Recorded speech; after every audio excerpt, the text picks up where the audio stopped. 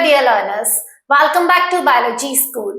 तो हम ये टारगेट सीरीज कर रहे थे जिसका एम है कि हम 90 प्लस मार्क्स स्कोर कर पाए। हमारा टारगेट ये कि हम 90 प्लस मार्क्स स्कोर करें एंड जहां तक हो सके 100 मार्क्स स्कोर किए जा सके। तो आज इस लेक्चर में हम पढ़ने वाले हैं प्रेगनेंसी एंड एम्ब्रियोनिक डेवलपमेंट के बारे में। लास्ट क्लास में मैंने आपको क्या बताया था कि फर्टिलाइजेशन किस तरीके से होता है।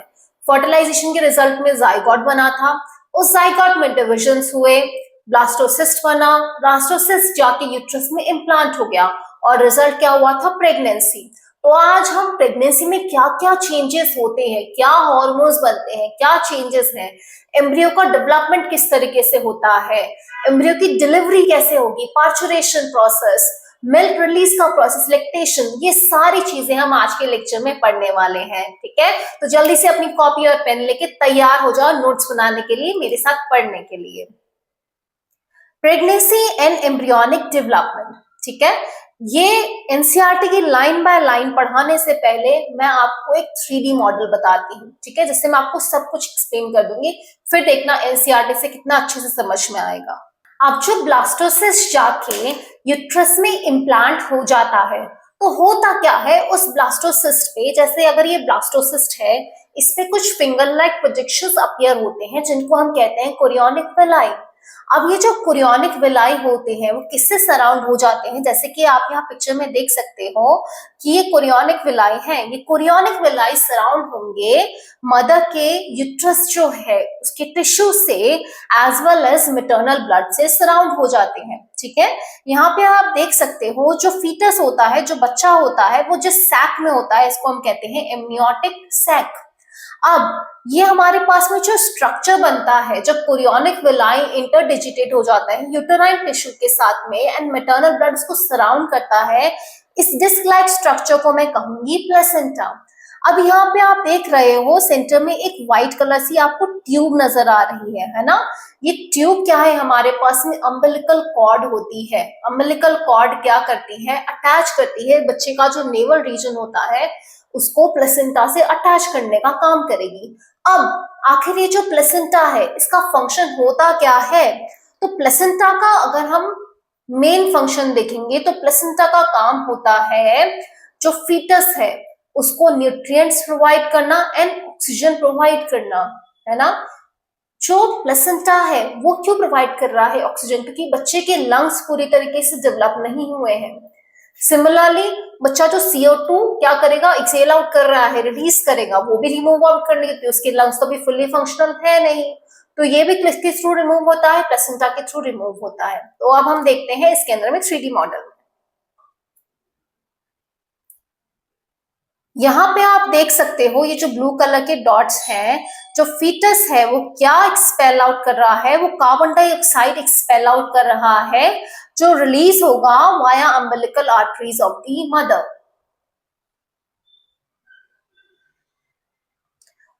नाउ यहाँ पे जो रेड कलर के डॉट्स हैं वो क्या है? ऑक्सीजन है। तो फीटस क्या करेगा? ऑक्सीजन रिसीव करेगा मदर से, क्योंकि फीटस के लंग तो पूरी तरीके से डेवलप नहीं है, तो CO2 भी एक्सपेल आउट कर रहा है, ऑक्सीजन भी रिसीव करने का काम कर रहा है। अब इन दोनों का एक्सचेंज जिस पार्ट के अंदर में होता है वो है विलस पार्ट। तो ये हमारे पास में विलस पार्ट है जहां पे दोनों का CO2 का एंड ऑक्सीजन का एक्सचेंज होता है। यहाँ पे आप देख सकते हैं that oxygen is traveling towards the fetus and carbon dioxide is traveling away from the fetus। ठीक है, तो प्लेसेंटा का काम क्या है? फीटस को ऑक्सीजन एंड न्यूट्रिएंट सप्लाई करने का एंड फीटस से CO2 and waste product remove करने का काम करता है प्लेसेंटा। चलो अब इसी चीज को हम लाइन बाय लाइन एनसीईआरटी से देखते हैं। So after implantation, finger-like projection appear on trophoblast। जैसा कि मैंने बताया, इम्प्लांटेशन के बाद में जो ब्लास्टोसिस्ट का ट्रोफोब्लास्ट लेयर होता है उस पे कुछ फिंगर लाइक प्रोजेक्शंस अपीयर होते हैं जिनको हम कहते हैं कोरियोनिक विलाई। ये chorionic villi uterine tissue and maternal blood से सराउंड हो जाते हैं और क्या करेंगे? आपस में इंटरडिजिटेट हो जाएंगे। अब ये जो कोरियोनिक विलाई है एंड यूटेराइन टिश्यू एक दूसरे के साथ इंटरडिजिटेट हो जाते हैं तो ये एक structural and functional unit form करते हैं between embryo and maternal body, जिसको हम कहते हैं प्लेसेंटा। तो प्लेसेंटा क्या है? स्ट्रक्चरल एंड फंक्शनल यूनिट है एम्ब्रियो एंड मदर के बीच में, जो एक दूसरे से कनेक्ट करती है। अब इस प्लेसेंटा का फंक्शन क्या है? तो इसका पहला फंक्शन है supply of oxygen and nutrients to the embryo.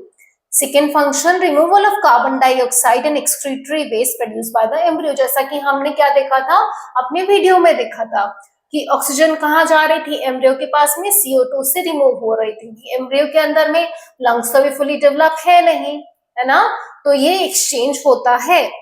Placenta embryo से कनेक्टेड होता है with the help of umbilical cord, जो मैंने आपको ट्यूब लाइक स्ट्रक्चर दिखाया था। ये है सेंटर में अम्बिलिकल कॉर्ड, जिसके थ्रू क्या होता है? प्लेसेंटा एम्ब्रियो से कनेक्टेड होता है। प्लेसेंटा क्या है? ऐसा डिस्क लाइक स्ट्रक्चर है हमारे पास में। अब प्लेसेंटा एक एंडोक्राइन टिश्यू की तरह भी एक्ट करता है। एंडोक्राइन का मतलब क्या होता है? जो हार्मोन्स बनाते हैं, है ना। तो प्लेसेंटा कौन कौन से हार्मोन्स बनाता है? वो बनाता है HCG, HPL, एस्ट्रोजन, प्रोजेस्टेरॉन, ये सारे हार्मोन्स बनाता है प्लेसेंटा। अब ovary by the end of the pregnancy relaxin hormone बनाती है, जो क्या करेगा? डिलीवरी के अंदर में हेल्प करता है। अब ऐसे कौन से हार्मोन है जो सिर्फ और सिर्फ प्रेगनेंसी के अंदर में बनते हैं? ये सवाल बहुत बार आ चुका है हमारे प्रीवियस ईयर पेपर्स में, बट बच्चे बहुत गलत करके आते हैं। इसका सही जवाब क्या है? HCG human chorionic gonadotrophin, HPL human placental lactogen and relaxin, है ना। कई बच्चे एस्ट्रोजन लिखाते हैं, कई प्रोजेस्टेरॉन लिखाते हैं। तो भाई एस्ट्रोजन एंड प्रोजेस्टेरॉन तो मेंस्ट्रुअल साइकिल में भी तो बन रहा था, मतलब वो तो नॉर्मल फीमेल में भी बन रहा है। सिर्फ आपको बताना है कि जो प्रेग्नेंट फीमेल है उसमें बनने वाले हार्मोन, तो वो कौन से हैं? HCG, HPL and relaxin. अब इसके साथ साथ एनसीईआरटी में क्या गिवन है? ड्यूरिंग प्रेगनेंसी दूसरे हार्मोन्स का लेवल भी मेनी फोल्ड बढ़ जाता है। एस्ट्रोजन हो गया, प्रोजेस्टेरॉन है, कॉर्टिसोल है, थायरॉक्सिन है, प्रोलैक्टिन है, इन सबका अमाउंट भी ब्लड के अंदर में बढ़ जाता है। अब क्यों बढ़ता है? क्या जरूरत है इतने बड़े अमाउंट की? तो ये जरूरत इसलिए है ताकि जो फीटल ग्रोथ है उसको सपोर्ट किया जा सके। मदर की बॉडी में जो भी मेटाबॉलिक चेंजेस है, ठीक है, उनको सपोर्ट किया जा सके एंड प्रेगनेंसी को मेंटेन किया जा सके।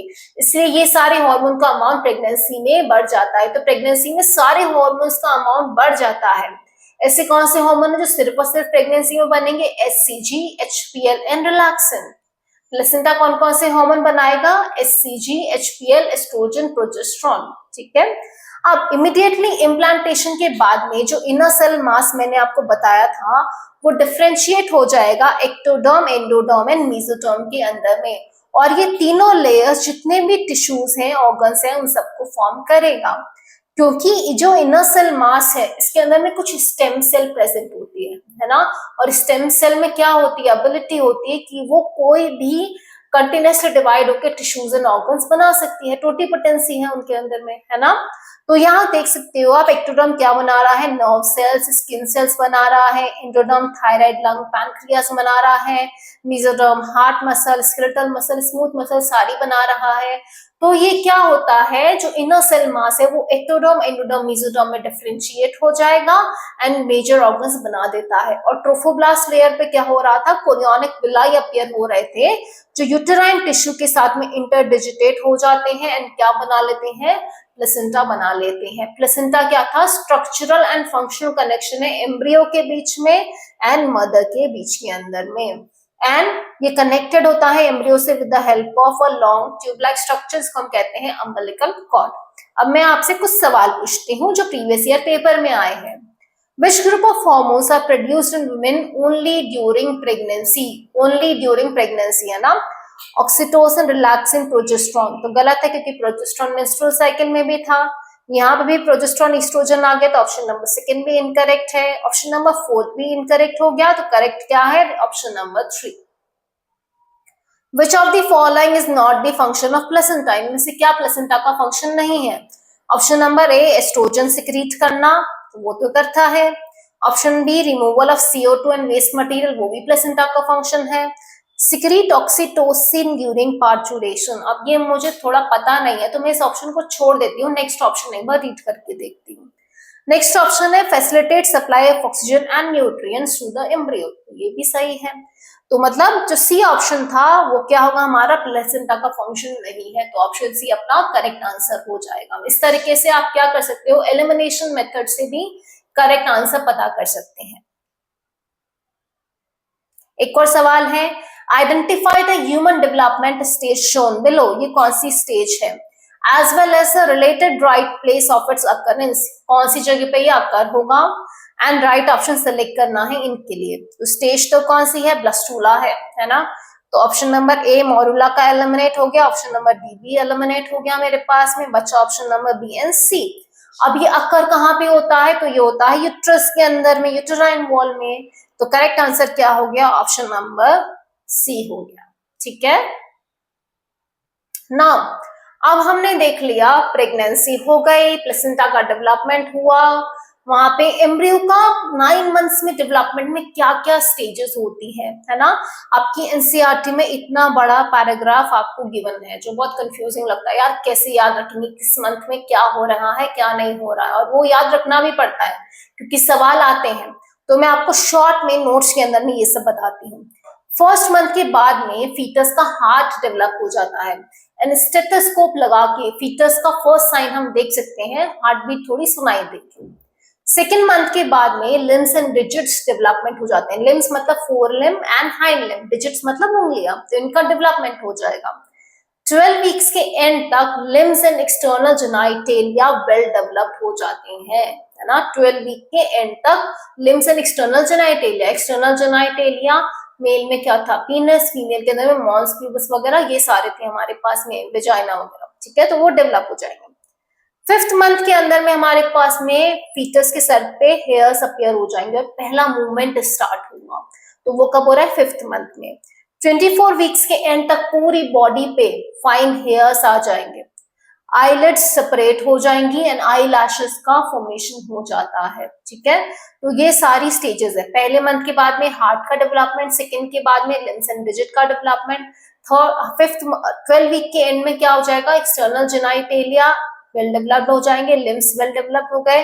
फिफ्थ मंथ में सर पे hairs and first movement, 24 weeks के एंड पे फाइन हेयर्स, आईलिड्स का सेपरेशन एंड आई लैशेस का फॉर्मेशन हो जाएगा। अब इस पे एक सवाल आपको पूछती हूँ जो प्रीवियस ईयर पेपर में आया हुआ है हमारे।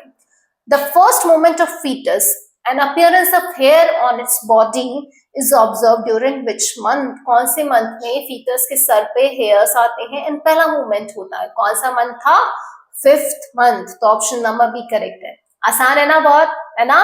तो बस ये नोट्स का स्क्रीनशॉट ले लो या अपनी कॉपी के अंदर में लिख लो ताकि आप आसानी से इसको याद कर पाओ। नाउ अब हमारे पास में आता है पार्चुरेशन। 9 मंथ का ड्यूरेशन जब कंप्लीट हो जाता है तो फीटस की डिलीवरी कैसे होती है, वो एक बहुत कॉम्प्लेक्स न्यूरो इंडोक्राइन मैकेनिज्म है। दैट मींस नर्वस सिस्टम भी इंक्लूडेड है इसके अंदर में एंड हार्मोनल सिस्टम भी इंक्लूड होता है। अब ये न्यूरो एंडोक्राइन मैकेनिज्म जो है इसमें आखिर होता क्या है, जो प्लेसेंटा है एंड फुल्ली डेवलप फीटस है, इससे पहला सिग्नल जाता है जिसकी वजह से यूट्रस में थोड़े माइल्ड कॉन्ट्रैक्शन स्टार्ट होंगे। कॉन्ट्रैक्शन स्टार्ट होने से सिग्नल जाएगा हाइपोथैलेमस के पास में, हाइपोथैलेमस ये सिग्नल भेजेगा पोस्टीरियर पिट्यूटरी को, जहां पे ऑक्सीटोसिन क्या होता है, स्टोर होता है। 11th में पढ़ा था ऑक्सीटोसिन एंड वासोप्रेसिन कहाँ स्टोर होंगे, पोस्टीरियर पिट्यूटरी में।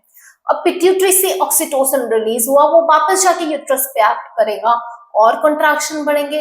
ये जो लूप है कंटिन्यू होता रहेगा, कॉन्ट्रैक्शन बढ़ते बढ़ते ultimately delivery of the baby होगा। अब इसको मैं एक डायग्राम के जरिए आपको बताती हूँ। इधर आप देख सकते हो baby moves deeper into the mother's birth canal, cervix stretch होगा, नर्व इंपल्स जाएगा हाइपोथैलेमस के पास में, हाइपोथैलेमस पोस्टीरियर पिट्यूटरी को सिग्नल देगा कि ऑक्सीटोसिन रिलीज कर दो आप। ये ऑक्सीटोसिन जाके यूट्रस पे क्या करेगा, एक्ट करेगा, यूट्रस रिस्पॉन्ड करेगा इस रिलीज ऑक्सीटोसिन के लिए और कॉन्ट्रैक्ट करेगा। कॉन्ट्रैक्शन इंक्रीज होंगे तो क्या होगा, वापस नर्व इंपल्स जाएगा। ये फीडबैक साइकिल क्या होती रहेगी, कंटिन्यू करती रहती है ना, पॉजिटिव फीडबैक है ये। ऑक्सीटोसिन बढ़ता जाएगा, कॉन्ट्रैक्शन विगरस होते जाएंगे, अल्टीमेटली पार्चुरेशन प्रोसेस होगा, that is delivery of the baby. तो ये न्यूरो एंडोक्राइन मैकेनिज्म है। इस पे सवाल आते हैं, इसको आप कहते हो फीटल इजेशन रिफ्लेक्स, है ना। क्या है आपका ये पूरा प्रोसीजर जिसके थ्रू फीटल विजाइना के थ्रू क्या होता है, डिलीवर होता है। फीटल इजेशन रिफ्लेक्स कौन से हार्मोन के इन्फ्लुएंस में हो रहा है, ऑक्सीटोसिन के इन्फ्लुएंस में हो रहा है, ठीक है। हाइपोथैलेमस एंड पिट्यूटरी का यहाँ पे रोल है हमारे पास में, तो याद रखना है। अब इस पे आपको कुछ सवाल बताती हूँ प्रीवियस ईयर पेपर वाले। Signal for parturition originate from, NCERT की लाइन पे से है, ये देखना कहां से होता है। Option A both placenta as well as fully developed foetus, आपकी एनसीईआरटी की लाइन है ना। नेक्स्ट है foetal ejection reflex in human trigger release of foetal ejection reflex, किसके रिलीज को ट्रिगर करता है। Option number A oxytocin from maternal pituitary, option number B oxytocin from foetal pituitary, option number C HCG from placenta, तो HCG को तो नहीं करता, wrong कर दिया, ये वाला एलिमिनेट हो गया। Option number D HPL from placenta, ये भी एलिमिनेट हो गया। बच्चे ऑप्शन ए एंड बी 50-50 हो गया है ना। कौन सा बच्चा, ऑप्शन ए एंड बी। अब ऑक्सीटोसिन मदर की पिट्यूटरी से रिलीज होता है या बच्चे की, किससे होता है, मैटरनल पिट्यूटरी से होता है। ऑप्शन नंबर ए हमारा करेक्ट ऑप्शन होगा यहाँ पे, है ना। बहुत आसान सवाल। अब आता है लैक्टेशन प्रोसेस। प्रेगनेंसी के एंड तक मेमोरी ग्लैंड पूरी तरीके से डिफरेंशिएट हो जाती है। मेमोरी ग्लैंड का स्ट्रक्चर हमने पढ़ा था, अगर स्किप करके डायरेक्ट इस लेक्चर पे आ गए हो तो वो लेक्चर अटेंड कर लो, ताकि आपको पता रहेगा कि मेमोरी ग्लैंड का स्ट्रक्चर कैसा है। तो by the end memory gland क्या करेगी, मिल्क प्रोड्यूस करने के लिए फुली रेडी है ना। तो अब जो मिल्क प्रोड्यूस होता है इनिशियल डेज में, इसको हम कहते हैं कोलेस्ट्रम। ये कोलेस्ट्रम रिच होता है, कॉकटेल ऑफ एंटीबॉडीज है ना। यहाँ पे main antibody IgA antibody, immunoglobulin A antibody. तो ये एंटीबॉडी प्रेजेंट होती है मदर के मिल्क के अंदर में, जो न्यूबॉर्न बेबी को डिजीज़ेस के अगेंस्ट रेसिस्टेंस प्रोवाइड करता है। इसलिए ब्रेस्ट फीडिंग डॉक्टर्स रेकमेंड करते हैं, क्योंकि ये हेल्दी बेबी के लिए नेसेसरी होता है। बच्चे के डिफेंस मैकेनिज्म ये बिल्ड करता है। आइए इस पे मैं आपसे एक सवाल पूछती हूँ। तो हमारा सवाल है, which of the following hormone is responsible for both milk ejection reflex and foetal ejection reflex. Milk ejection reflex का मतलब हुआ कि मेमोरी ग्लैंड से मिल्क का रिलीज होना, एंड फीटल इजेशन रिफ्लेक्स का मतलब है कि फीटस का इजेक्ट आउट होना वजाइना से। तो कौन सा हार्मोन रिस्पॉन्सिबल है, करेक्ट आंसर हमारा आएगा ऑक्सीटोसिन हार्मोन। तो इसके साथ हमने ह्यूमन रिप्रोडक्शन चैप्टर पूरा फिनिश कर लिया है। अगर आपको किसी भी तरीके का कोई भी डाउट है तो आप कमेंट सेक्शन में अपने डाउट्स पूछ सकते हैं। अगर आपको लेक्चर्स पसंद आ रहे हैं तो इन्हें लाइक करें, दूसरों के साथ में शेयर करें और हमारे चैनल को सब्सक्राइब करना ना भूलें। Thank you.